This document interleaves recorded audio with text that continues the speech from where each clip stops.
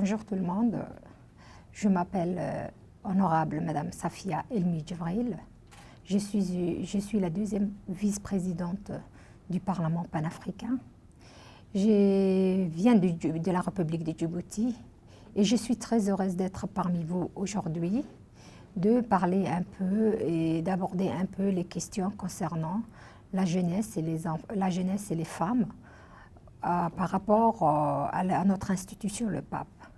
Donc en effet, comme vous le savez si bien, nous représentons l'ensemble des pays de l'Afrique. Comme on le dit si bien, nous avons un slogan qui dit « Une Afrique, une voix ». Donc pour cela, je suis très heureuse d'aborder cette question, qui est une question pertinente. Et j'entends par là, j'aimerais bien m'expliquer un peu, c'est que, comme vous le savez si bien, le problème au niveau de l'Afrique, que ce soit en partant de l'Est à l'Ouest, du Sud au Nord, la population africaine, en particulier les femmes et les enfants, ont le même problème. Pratiquement la même culture. Donc, ce problème, si nous voulons le prendre à bras le corps, c'est tout simplement de se réunir, de parler d'une seule voix et d'avoir une institution qui pourra essayer de répondre à l'ensemble de cette problématique. Cette institution, comme nous le savons si bien, c'est le Parlement panafricain. Le Parlement panafricain représente 54 pays, où il y a 5 parlementaires qui viennent de chaque pays de l'Afrique. Et ces 5 parlementaires sont là pour débattre et discuter des problématiques de l'ensemble de nos pays respectifs. Sans oublier que le Parlement panafricain n'est pour le moment qu'un organe consultatif et facultatif de l'Union africaine. Et de ce fait, nous pouvons discuter, nous pouvons faire des propositions de résolution, mais il y a un mais là-dessus. Il faut que ces parlements aient son plein pouvoir pour pouvoir répondre aux besoins de nos concitoyens. Comme vous le savez si bien, pendant 2 jours, le 29 et le 30, nous étions toutes les femmes de l'Afrique je parle des parlementaires du pape, se sont retrouvées à Sainte-Anne pour pouvoir discuter de 2 problématiques essentielles. Ces 2 problématiques essentielles sont la lutte contre les mutilations génitales féminines et les mariages précoces. La lutte contre le mariage précoce. Nous avons, durant 2 jours, discuté, échangé nos expériences et essayé de trouver proposer des solutions aux différents problèmes.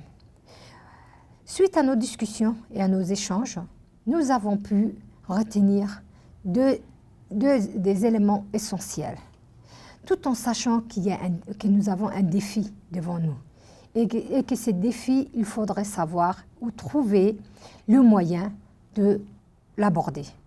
Donc, après avoir discuté, après avoir échangé, nous allons essayer de mobiliser et de sensibiliser la communauté africaine. Et nous nous sommes dit, les questions essentielles, le plus important, c'est d'abord à ce que tout l'ensemble des pays de l'Afrique puissent ratifier le protocole de Maputo. Ce protocole répond aux droits de la femme et de l'enfant. Il lutte, il précise et il met en exergue la place de l'enfant et de la femme dans nos nations. De ce fait, il est clair que ce protocole doit être signé et ratifié par l'ensemble des pays. Une autre question se pose. Ratifier, c'est bon, mais la mise en application est un élément également essentiel. Alors nous exhortons, nous avons émis des recommandations pour que les pays puissent ratifier ceux qui ne l'ont pas fait, ceux qui ont ratifié, qu'ils les mettent en application. 4 éléments essentiels se sont dégagés de cette conférence. Dans un premier temps, nous avons dit ratification de l'ensemble des pays et mise en application du protocole de Malabo. Deuxième point essentiel, c'est la signature et la ratification du protocole de Malabo. Le protocole de Malabo, c'est celui qui donne une certaine légitimité pour faire de lois type au Parlement panafricain. Alors si celui-là est signé, c'est qui veut dire que nous pouvons réagir ensemble dans l'ensemble des pays, de nos pays de l'Afrique. Le troisième point, c'était à ce que les hommes participent pleinement à la lutte contre les mutilations génitales féminines et les mariages précoces. Il fallait impliquer nos hommes, et en particulier les hommes parlementaires. Ce n'est qu'en étant ensemble, en agissant ensemble, que nous pouvons réagir et répondre à ces défis. Le quatrième point, c'est qu'il faut que chaque pays s'inspire des pays qui ont réussi à avancer et qu'ils puissent mettre des lois au niveau national, qu'ils puissent les appliquer pour sauver les femmes et les enfants dans nos pays respectifs. Il s'est déroulé il y a 2 semaines, nous avons eu l'occasion et l'opportunité de pouvoir participer au 27e sommet des chefs d'État qui s'est déroulé les 17 et les 18 à Kigali, au Rwanda. Nous étions une délégation importante. À leur tête, le président du Parlement panafricain, M. Roger Nkolodong, était à la tête d'une délégation composée de 3 vice-présidents et certains présidents de nos caucus. Nous étions une forte délégation qui était ensemble pour pouvoir suivre, et nous avons suivi du début jusqu'à la fin. Il y avait une conférence en aval sur les femmes.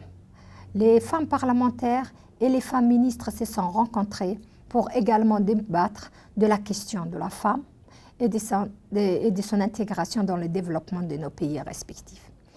Par la suite, nous avons pu suivre la réunion du COREB. La réunion du COREB qui, elle, est une réunion importante de l'Union africaine où se retrouvent l'ensemble des diplomates de nos pays respectifs. Il y a eu un débat sur beaucoup de questions importantes et en particulier, nous avons pu intervenir dans la question relative au Parlement panafricain. Nous avons eu beaucoup d'expériences. En écoutant les uns et les autres, nous avons pu partager beaucoup d'expériences. Ces expériences nous ont permis de comprendre les problématiques des uns et les problématiques des autres et essayer de trouver des solutions ensemble. Donc, j'ai été très heureuse de participer aux côtés de mon président, qui était une haute délégation, une délégation de haut niveau et qui a pu vraiment défendre le Parlement panafricain tout en défendant le peuple de l'Afrique.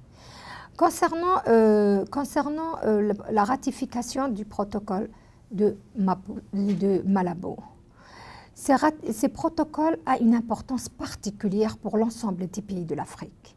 Parce que, comme je l'ai dit tantôt, les problèmes sont les mêmes. Et pour répondre à ces problèmes, il nous faut une voix.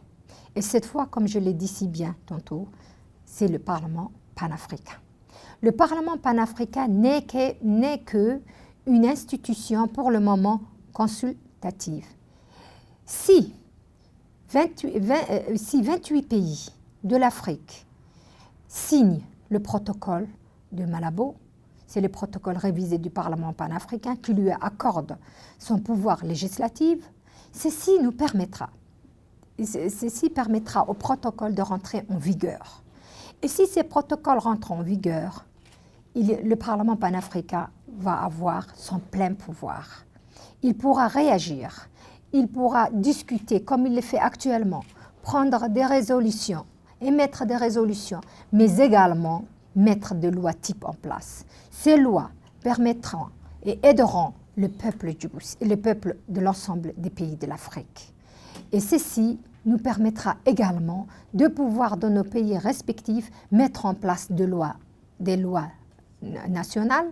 Et ces lois vont pouvoir leur mise en application vont permettre à nos populations de pouvoir trouver des solutions à leurs problèmes et surtout à nous de nous charger de la population que nous représentons et qui nous ont élus. Je tiens à rappeler que ce protocole a une importance particulière. Tous les parlementaires panafricains doivent œuvrer au niveau de leur pays respectifs pour sa signature, pour sa ratification et pour son dépôt au niveau de l'Union africaine. C'est essentiel même, je dirais. Jusqu'à ces jours-ci, il n'y a que 7 pays qui ont signé et 4 qui l'ont ratifié. Et nous aurons besoin de 24 autres pays, de la ratification des 24 autres pays pour que ce protocole entre en vigueur. Et j'ai dit qu'il est temps que tous les pays signent et ratifient ces protocoles, car il va de la vie du Parlement panafricain et il va de la crédibilité également du Parlement panafricain. Je vous remercie.